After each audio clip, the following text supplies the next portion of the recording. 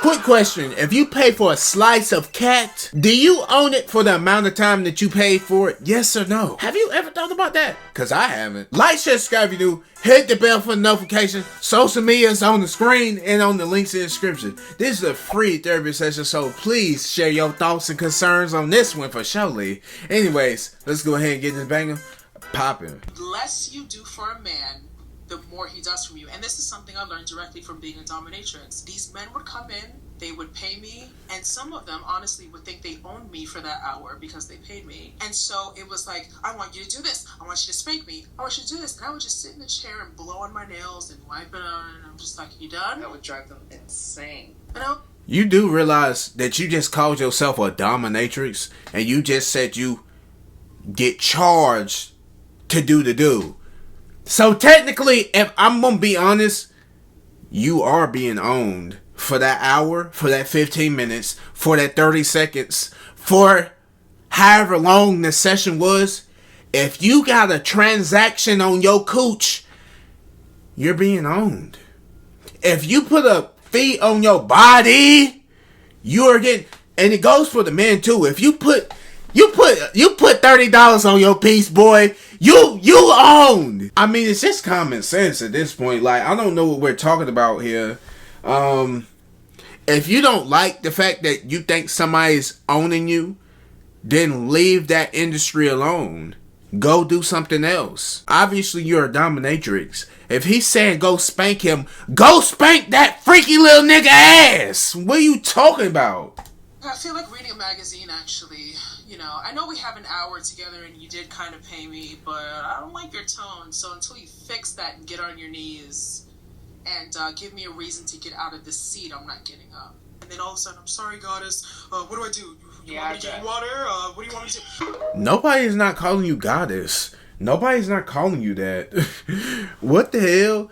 Y'all swear y'all want to be in this industry so bad, but when you get in the industry, act like you don't want to be in the industry.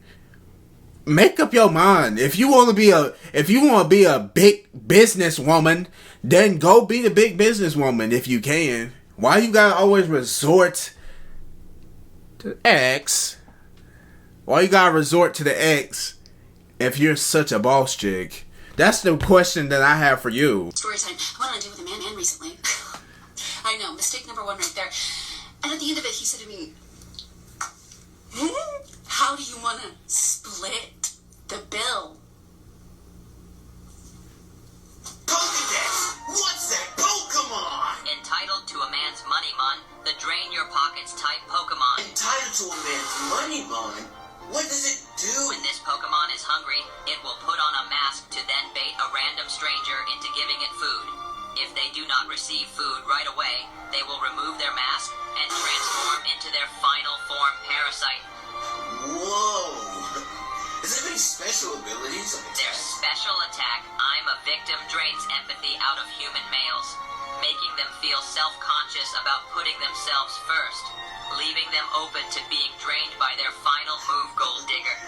Thank you, because women will swear up and down how dangerous sex work is. And of course, it can be dangerous, but statistics show that the number one person that is in danger is a woman that is living with a man, okay? Not an escort, because the thing about it is that when you are an escort, when you work in sex work, you know what you're getting yourself into. So you are taking the necessary precautions. Women are going out in the dating world, not taking precautions, not even questioning or wondering, is this even going to be a safe person? Is this even a person that has good intentions for me? When you work as an S worker, you're already prepared. You're already prepared because you know how men are. You know how men can be. And this is why they always have this stigma that's attached to S workers, because they want women to be ignorant. They want women to be ignorant victims and not take the proper precautions that it would take in order for them to protect themselves. These dating apps are fucking a breeding ground for predators. Okay? These men are lying, giving you a fake name so that way their criminal records can come up clean. She's just talking about dating sites. This is just one thing I want to say. This is a ridiculous talking point because she's trying to say that being an escort, being a 304 in the streets is safer than being a wife or a girlfriend, essentially. Now, I just want to say that might be the stupidest thing I've ever heard. And her talking point was the fact that you already know what you're signing up for, so you already know what to do versus dating. Look, if there's anything that you want to do, ask yourself, is this weird before you do it? Ask yourself, is it weird saying that you would rather be on the block selling your body, selling that coochie cobbler for $5.99? Just ask yourself, is that not weird?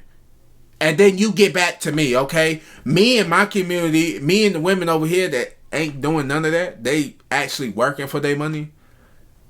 We all just gonna be sitting here waiting for you. Like, you get your answer yet? Busted a thick, creamy load onto my cat's lunch. Like, I just used my fingers to drain my pouch. It was orange, like me, and I really hope Tobias enjoyed my big load because he has been suffering and just sharding literal. Why? Why does he do this? How is this guy not canceled yet? He's been doing things like this. He had a video of his ass out. I am a retired high-end escort, and I was also the madam of a really popular brothel in a big city in Texas.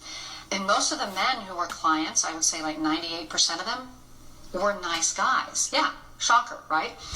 These men thought that it was easier to just pay for companionship, pay for this intimacy, than to go out in the real world and continue to be eaten alive by women who were out there who were pretty much just after their money. Or just in general, just tired of being disappointed and not getting what they wanted. And so they knew that if they saw an escort, they would get what they wanted. I'm going to encourage my sons not to marry American women. Difficult for no reason. Amongst other reasons, one of those reasons being we live in an oversaturated, overpopulated prostitution era. Like, everybody is just selling ass in some way, shape, or form. Online, not online, everybody just, oh, look at me. Like, I look fantastic, you know what, and this is why you should be with me. Off. On top of all that, you know, difficult women. All of these women out here in this country just seem to be extra difficult. Like, you don't have to be difficult for no reason. I know some things in life will be difficult, but if you can choose, you should like a video game when you buy it. You got levels. You can play it on easy, medium, or hard. You choose hard on purpose because you want to play it at the most difficult level so you can get all the achievements and or trophies for doing it on a hard level. The relationship shouldn't be that way. Like being hard for no reason. Marry one of them Dubai, Middle Eastern, you know, maybe a native woman too. I don't know anybody outside of the United States of America. Marry one of them real calm, cool, collected, submissive women who listen to you from sun up to sundown. I'm not going to obey you like a dog and you control it all that. I ain't saying all this. Listen and make my life fucking easy. You want me to literally put my life on the line for you if need be. And in return, you simply can't talk to me as if I wasn't just doing that.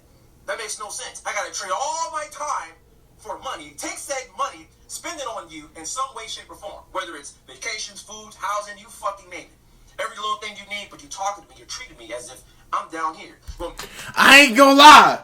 At first, I was gonna go into this clip. You remember the video that I did a little while ago of the black woman that said that she would never let her son date a black woman? I was gonna go into it just like this and say you can't just say this about all American women, which you still can't, and that statement still stands. But he got a point, because you gotta put yourself on front line for women that don't really like you, that cheat on you with your homeboy, with your cousin, with your mom, I was about to say your mama, probably your mama too. With your daddy. I ain't gonna lie, you get cheated on by your dad, then that's crazy. Some of y'all ain't even got a dad, but y'all found out that he landed with your girl. Damn, that's a double down. I ain't gonna lie. I backhand smack that man for real for that one. Send him up to God, let him handle it. But look, this is the thing. He ain't really wrong. I feel like he ain't really lying. But a whole lot of women get on the internet and really just start rage baiting y'all just for clicks and views. So, I mean, it's all about how you want to perceive it. So, I'm just going to leave it out here for you. You take it. Let's have a conversation about it. Anyways, I thought this was an interesting take right here. Hey, salute to you, gang. Salute to you. Anyways, we're going to go ahead and just be off here. Like, subscribe if you're new. Hit the bell for the notifications. Social media is on the screen and on the links in the description. If you enjoyed this video, then share with a friend, share with a family member. And I will catch you next video. There's 2 videos on the screen. Check out my second channel called Rage and Fredo. Anyways, see you next video. Bye-bye. Bye-bye.